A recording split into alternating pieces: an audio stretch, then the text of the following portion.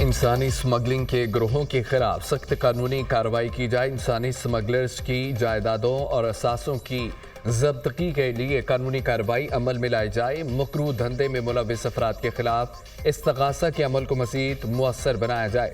وزیراعظم کی زیر صدارت انسانی اسمگلنگ کے خلاف اقدامات پر جائزہ اجلاس۔ استغاثہ کے لیے وزارت قانون و انصاف سے مشاورت کے بعد اعلیٰ درجے کے وکلاء تعینات کیے جائیں۔ دفتر خارجہ بیرون ملک سے انسانی اسمگلنگ کا دھندا چلانے والے پاکستانیوں کے لیے متعلقہ ممالک سے رابطہ کرے۔ ملزمان کی پاکستان حوالگی کے حوالے سے جلد اقدامات اٹھائے۔ وزیر اعظم کی ہدایت۔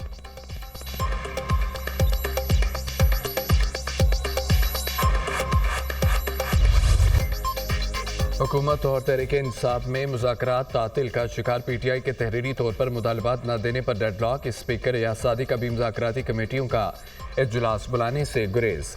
مذاکرات کا تیسرا دور کب ہوگا کچھ معلوم نہیں۔ پی ٹی آئی کی مذاکرات کمیٹی کو بانی سے ملاقات کی اجازت نہ مل سکی۔ اپوزیشن لیڈر عمر ایوب نے اسپیکر قومی اسمبلی کو آگاہ کر دیا۔ بانی پی ٹی آئی اور مذاکراتی کمیٹی کے درمیان ملاقات آج متوقع۔ مذاکرات کے تیسرے راؤنڈ سے پہلے بانی پی ٹی آئی سے ملاقات ضروری ہے۔ بیرسٹر گوہر کا موقف حکومتی مذاکراتی کمیٹی کو بتایا تھا۔ بانی پی ٹی آئی سے ملاقات کرنی ہے۔ امید ہے آج ہماری بانی سے ملاقات ہو جائے گی۔ ہمارے دو ہی مطالبات ہیں، اسیران کی رہائی اور جوڈیشل کمیشن کا قیام۔ بانی پی ٹی آئی نے ان دو مطالبات کے لیے ٹائم فریم دیا ہے۔ ہمارے بیک ڈور رابطے نہ مذاکرات ہو رہے ہیں۔ بشرا بی بی مذاکراتی سلسلے میں شامل نہیں۔ جو کمیٹی بانی پی ٹی آئی نے بنائی وہی مذاکرات کر رہی ہے۔ Chairman P T I barrister Gohar Khan کی اڈیالہ جیل کے باہر میڈیا سے گفتگو۔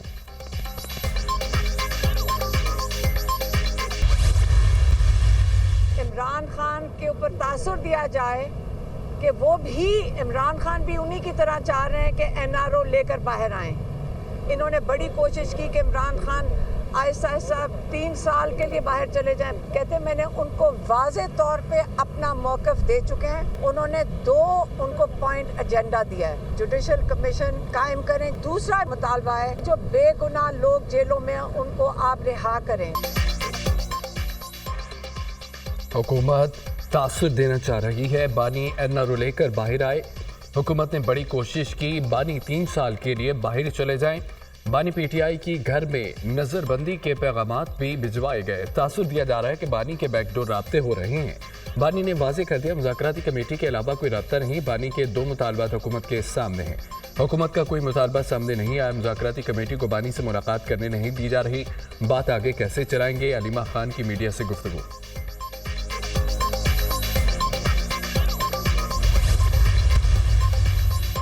اپنی رسیدیں دکھانے کی باری میں بانی کلین بولڈ ہو گئے۔ بانی پی ٹی آئی سیاسی قیدی نہیں، ان کی رسیدیں جعلی نکلیں۔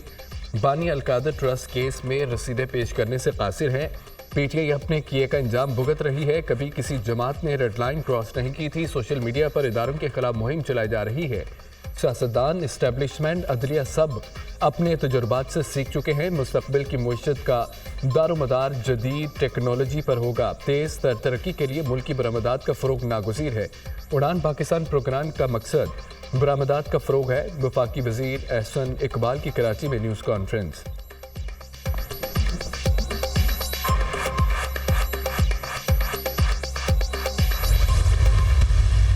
امریکہ میں صدارتی الیکشن ہوا، سب سے زیادہ خوشی ان لوگوں نے منائی۔ ان لوگوں نے سب سے زیادہ خوشی اس لیے منائی جیسے کہ ان کے کوئی پردادا صاحب وہاں پہ سلیکٹ ہو گئے ہوں۔ ابھی سال 1.25 سال جیل میں ہوا نہیں ہے۔ یہ پاکستان کی سالمیت کے خلاف ہر سودا کرنے کے لیے تیار ہے۔ بائی ڈیزائن ایسی جماعتیں مسلط کی گئی ان پر جن کی سیاسی سوچ اور سیاست صرف اور صرف لڑائی جھگڑا، نفرت انگیز فتوائیں دینا، غلط چیزیں بولنا۔ جو پھانسی کی سزا قائد عوام کو دی گئی وہ کوئی بھٹو خاندان کے لیے پھانسی سزا نہیں تھی، وہ پاکستان کی ترقی کو پھانسی دی گئی، وہ پاکستان کی خوشحالی کو پھانسی دی گئی۔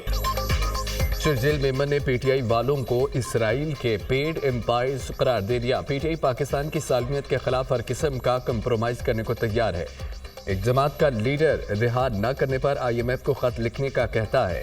پی ٹی آئی اپنے لیڈر کو جیل سے نکالنے کے لیے سب کچھ کرنے کو تیار ہے۔ امریکہ میں صدارتی الیکشن ہوا تو سب سے زیادہ خوش یہ لوگ ہوئے، کہتے تھے کہ ہم کوئی غلام ہیں۔ اب پوری پارٹی لیڈر کی رہائی کے لیے منتیں کر رہی ہیں، یہ چاہتے ہیں کہ ان کے لیڈر کو باہر نکالا جائے اور حکومت دے دی جائے۔ ہم پر ایسی جماعتیں مسلط کی گئیں جن کا کام لڑائی جھگڑا ہے۔ پاکستان میں کلاشنکوف کلچر نہیں تھا، لوگ تعلیم حاصل کرنے کے لیے پاکستان آتے تھے۔ وزیر اطلاعات سندھ شرجیل میمن کی سندھ اسمبلی میں اظہار خیال۔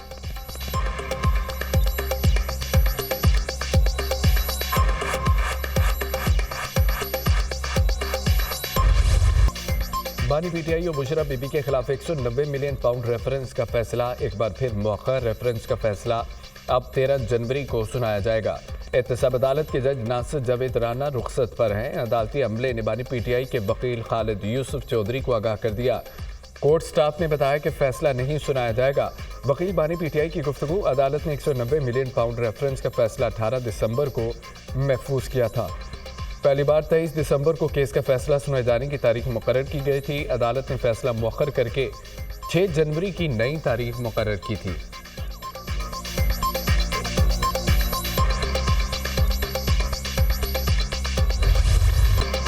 جلا گھراؤ کے بہکاوے میں کبھی نہ آئیں، کسی کا ایندھن نہ بنے، طلباء وعدہ کریں ملک کے خلاف نہیں جائیں گے۔ اگر کوئی کہتا ہے کہ آگ لگا دو، میٹرو توڑ دو، ان کی باتوں میں نہ آئیں۔ آگ لگانے، گولی چلوانے، پولیس پر تشدد کرانے والے نوجوانوں کے دوست نہیں ہو سکتے۔ نوجوان ملک کے خلاف نہ لڑنے کا عہد کریں۔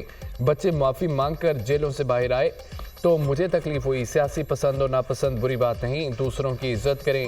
ماں بہنوں، بیٹیوں کی عزت نہ کرنا کسی کو زیب نہیں دیتا۔ اخلاقی رویوں سے معاشرے پہچانے جاتے ہیں۔ طلباء کو دیکھ کر یقین ہے ملک کو ترقی سے کوئی نہیں روک سکتا۔ نوجوانوں کا ہاتھ پکڑ لیں تو پاکستان کی تقدیر بدل سکتے ہیں۔ وزیر اعلیٰ پنجاب مریم نواز کا بہاؤ الدین ذکریہ یونیورسٹی ہونہار اسکالرشپ پروگرام کی تقریب سے خطاب۔ ہونہار اسکالرشپ 100 ارب روپے تک بڑھانے کا اعلان کر دیا۔ نوجوانوں کے لیے 3 کروڑ روپے تک بلا سود قرض دینے کا بھی اعلان کر دیا گیا۔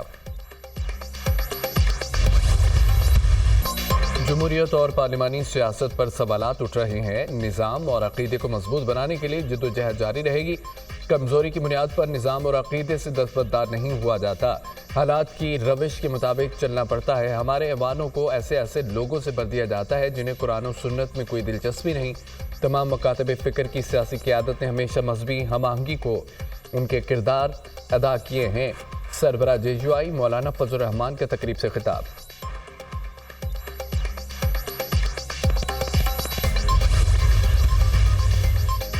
کینیڈین وزیر اعظم جسٹن ٹروڈو عہدے سے مستعفی، پارٹی عہدہ بھی چھوڑنے کا اعلان۔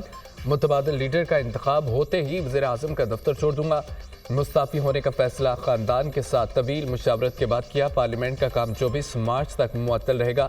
کینیڈا اور اس کے شہریوں کے لیے جدوجہد کی ملک حقیقی انتخاب کا مستحق ہے۔ جسٹن ٹروڈو کی نیوز کانفرنس۔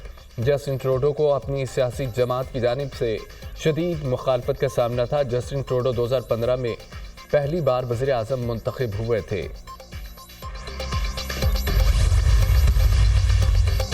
وزیر اعظم بدھ کے روز کراچی کا ایک روزہ دورہ کریں گے۔ وزیر خزانہ، چیئرمین ایف بی آر اور دیگر وفاقی وزراء بھی ہمراہ ہوں گے۔ وزیر اعظم فیڈریشن چیمبر، کراچی چیمبر سمیت بزنس کمیونٹی کی اہم شخصیات سے ملاقات کریں گے۔ شہباز شریف ساؤتھ ایشیا پورٹ ٹرمینل پر فیس لیس سسٹم کا جائزہ لیں گے۔ وزیر اعظم پاکستان اسٹاک ایکسچینج بھی جائیں گے۔ وزیر اعظم نے وفاقی کابینہ کا اجلاس آج دن 11 بجے طلب کر لیا۔ ملکی معاشی اور سیاسی صورتحال کا جائزہ لیا جائے گا۔ ذیکورم میں امن و امان کی حالیہ صورتحال پر بھی غور کا امکان۔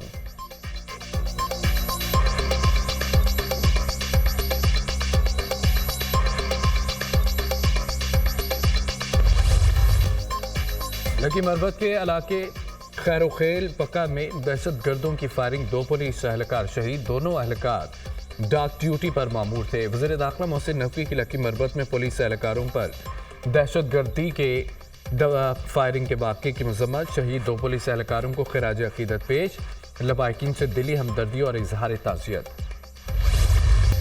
توشہ خانہ 2 کیس کی اڈالہ جیل میں سماعت، ایف آئی اے کے تیسرے گواہ बिन यामीन सेक्शन ऑफिसर पर जरा मुकम्मल समात 8 जनवरी तक मुलतवी। स्पेशल जज सेंट्रल शाहरुख अंजुमन ने केस की समात की। बानी पीटीआई की तोशाखाना 2 केस में जमानत मंजूरी का तफसीली फैसला जारी।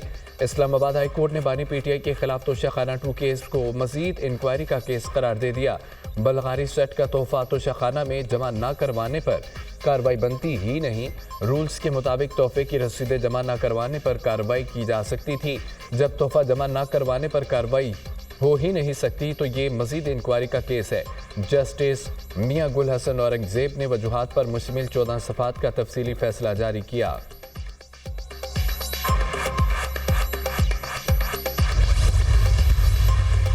वज़ीर ख़ज़ाना मोहम्मद औरंगजेब की ज़ेर सदारत इक़्तिसादी राब्ता कमेटी का इजलास मौसमियाती तब्दीली के असरात से निपटने के लिए पोलियो मरकब की दरामद पर पाबंदी आयद।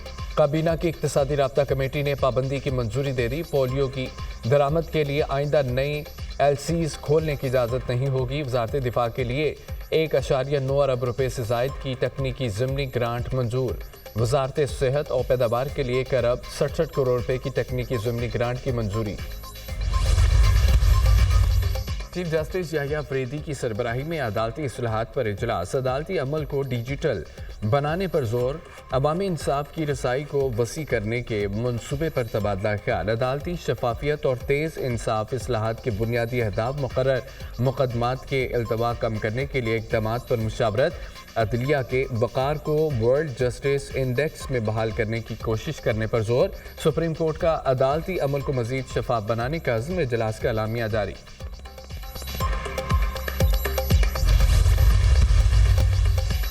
बांग्लादेश की अदालत ने दूसरी बार हसीना वाजिद के वारंट गिरफ्तारी जारी कर दिए। जबरी गुमशुदगियों में मुबैना तौर पर मुलव्वस होने पर हसीना वाजिद के वारंट गिरफ्तारी जारी किए। अदालत ने हसीना वाजिद समेत 11 अफराद के वारंट जारी किए। इससे पहले इंसानियत के खिलाफ जराइम के इल्ज़ाम में हसीना वाजिद के वारंट जारी हो चुके हैं। बांग्लादेश ने भारत में जजिस तरबीती प्रोग्राम मनसूख कर दिया। बांग्लादेश का भारत में 50 जजों और अदालती अफसरान का तरबीती प्रोग्राम शेड्यूल था। बांग्लादेशी वज़ारत क़ानून इंसाफ का सर्कुलर जारी।